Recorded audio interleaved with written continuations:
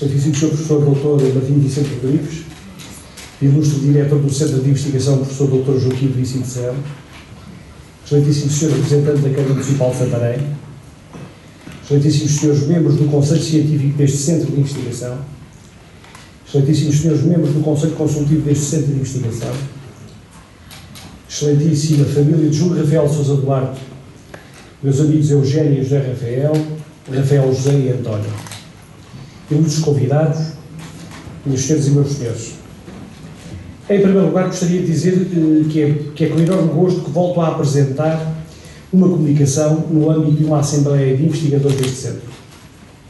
Estive aqui há 8 anos e, para além disso, também não posso olvidar o prazer que tive quando, em 16 de maio de 2017,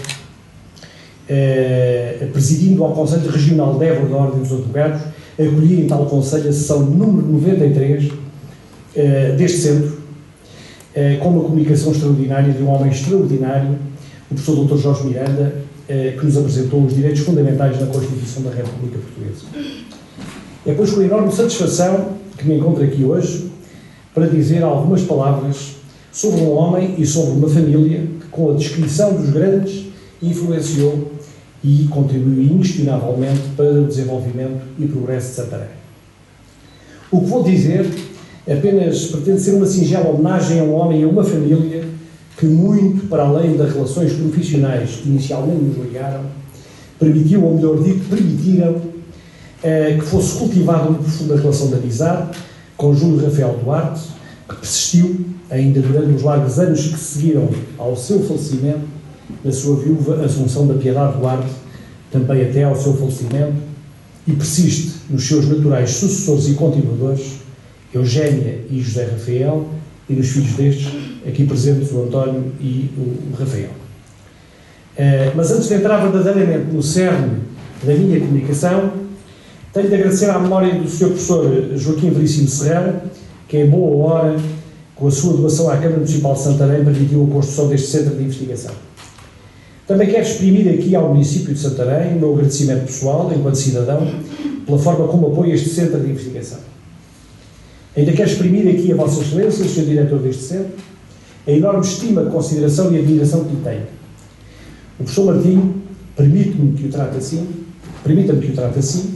foi meu professor há quase 40 anos, e pela forma entusiástica como ensinava e nos ensinava, moldou definitivamente o modo como passei a entender o devido histórico com toda a sua complexidade. Recordo-me com saudade da imensa bibliografia a que nos deu acesso e de como pela primeira vez acabei por contactar com nomes como Marco Bloch e Jacques Le Goff. Mas venho aqui hoje para homenagear com humildade do que vou dizer uma família de Santarém, uma família ribatejana, a família de Júlio Rafael de Sousa Duarte. Naturalmente, para o fazer, terei de brevemente referir e enquadrar tal família na história do século XX em Santarém.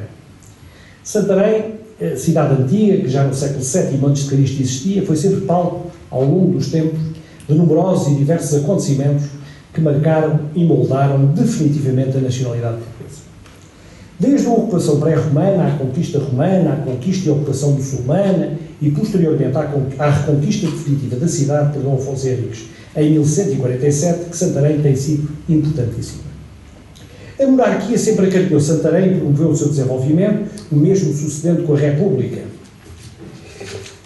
Aliás, as reformas administrativas do século XIX, associadas ao fomento de obras que trouxeram a modernidade à cidade, o caminho de ferro, a ponte Dom Luís I, o início do abastecimento de água, o gás de iluminação, permitiram a abertura de horizontes, de mais horizontes, a uma urbe que nunca esteve fechada e a uma economia muito baseada na agricultura, mas que também nunca repudiou a indústria.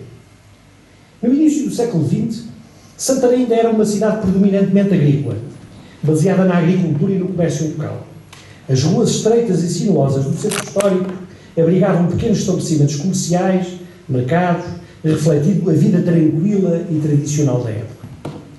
A chegada da Primeira Guerra Mundial e a participação de Portugal em tal conflito teve um impacto natural na cidade. Após o fim da guerra, Santarém enfrentou desafios económicos e sociais, à medida que o país lutava para se recuperar dos efeitos do conflito. A ascensão do Estado Novo, em Portugal, em 1933, trouxe consigo uma série de mudanças políticas e sociais que também tiveram o seu impacto em Santarém. No entanto, durante o século XX, prosseguem as construções, designadamente públicas, e a cidade foi se expandindo para fora dos seus limites clássicos. Nos anos 50 do século XX, foi edificado designadamente o bairro de São Pedro. A partir da década de 1960, Santarém testemunhou um aumento na industrialização e urbanização. À medida que novas fábricas e empreendimentos comerciais surgiam na cidade e na sua periferia. O aumento da migração rural e o êxodo para os centros urbanos levaram a um crescimento populacional, uma demanda crescente por habitação e serviços públicos.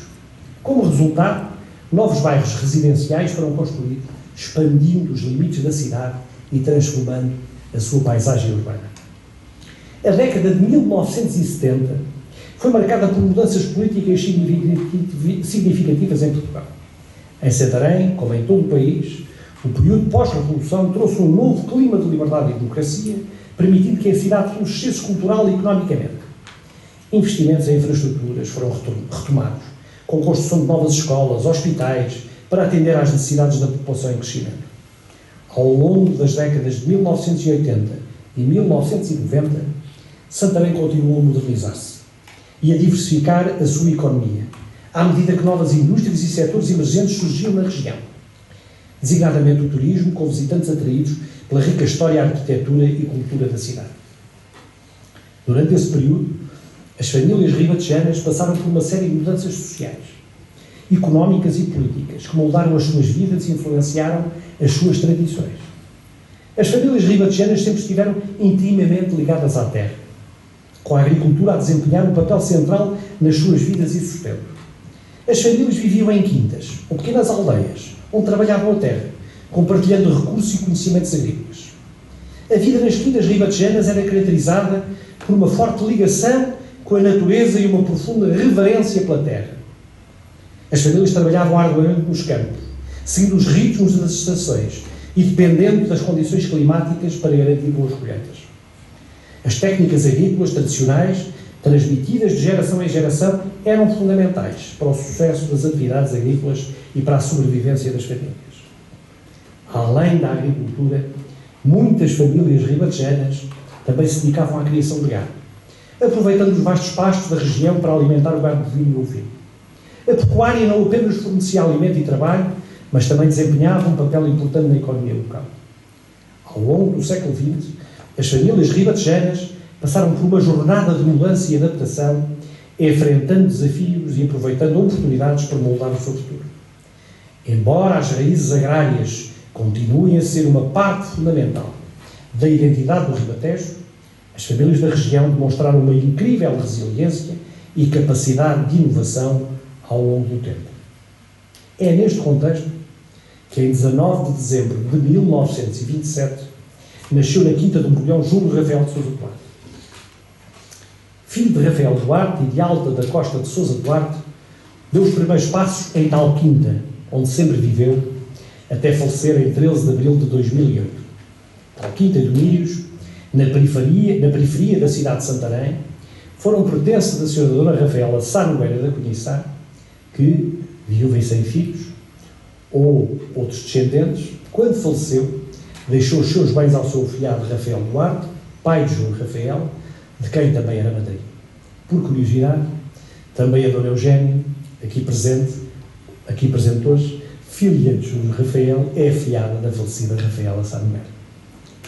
Com o falecimento dos pais de João Rafael, ficou este dono e senhor da Quinta do Borbulhão, bem como de um palacete ainda hoje existente e que pertence à família no Centro Histórico de Santarém.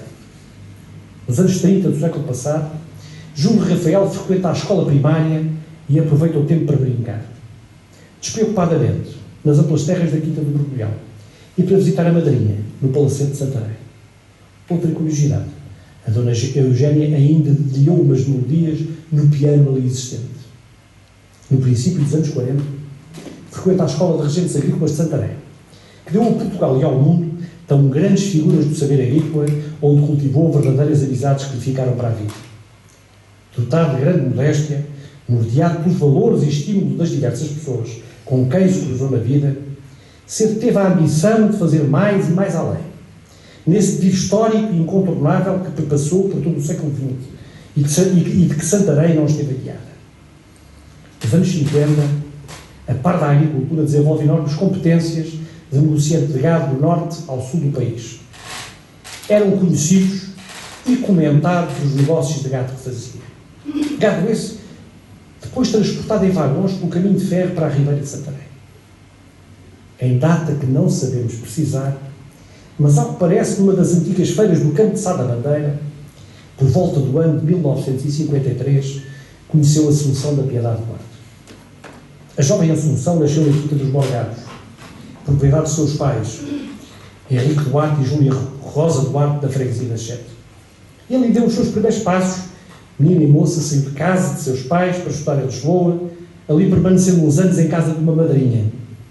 Mas as saudades e o apego profundo à família e à terra trouxeram-na de volta.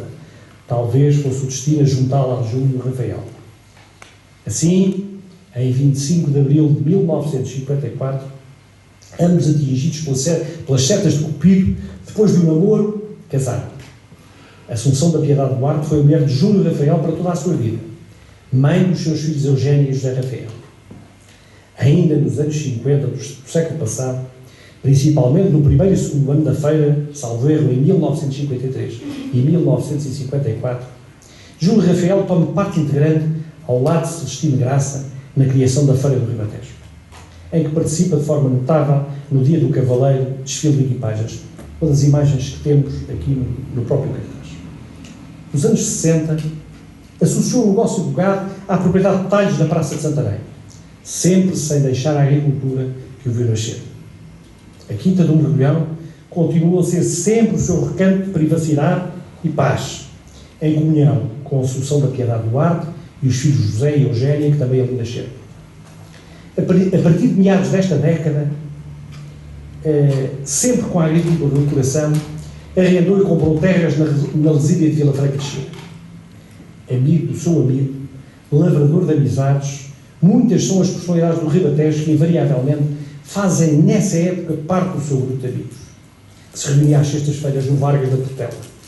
António Paim, Carvalho e Silva, José Bento, Engenheiro Sepúlveda, Engenheiro Francisco Lino e o Barão de Almeirinha eram alguns deles. Já nos anos 70, negocia em cereais e em 1978 compra o amplo Val de Cetim na Lesíria de Vila Franca de Xira. Ainda nesses anos, quando as necessidades do desenvolvimento urbanístico de Santarém se fizeram sentir e os novos ventos políticos trouxeram mais movimentos de gentes, a Quinta do Mergulhão foi o terreno fértil e ideal para esse desenvolvimento em que Júlio Rafael se empenhou.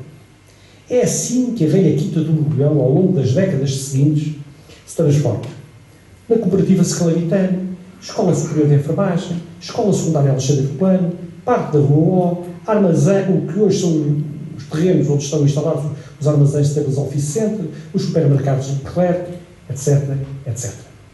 Reservando, no entanto, para a família um reduto inexpugnável constituído pela casa e vastos cômodos agrícolas e alguns hectares de terra que lhe garantiram a necessária e sempre defendida privacidade.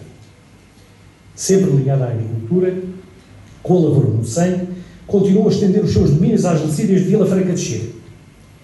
Nos anos 80 do século passado, teve lagares de azeite nas fontainhas e já com o seu filho José, sempre ao seu lado, digno sucessor de uma ambição continuada de obra realizada, aqui presente hoje, José, desenvolve e consolida definitivamente a empresa agrícola da família e constitui a sociedade agrícola que dá o nome de Albecetim, que congrega grande parte da sua atividade agrícola.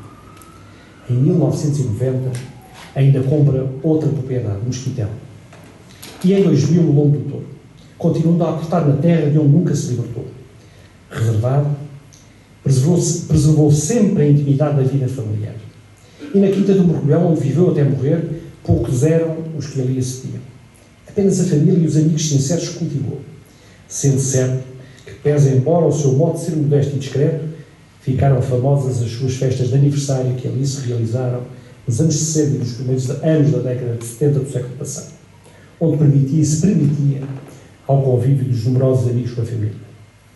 Em 13 de abril de 2008 faleceu, mas não será esquecido, perpetuando a sua obra e memória, a família sua continuadora. Mais recentemente, de forma serena, doce e discreta, como sempre viveu, faleceu em 14 de setembro de 2021 Assunção da Piedade Duarte. João Rafael soube, como ninguém, interpretar e viver de acordo com o seu tempo, sendo certo que contribuiu inequivocamente para o engrandecimento da terra que o viu nascer, ou seja, um homem do seu tempo, muito para além do seu tempo, uma família de Santarém, do Ribatejo. Muito obrigado.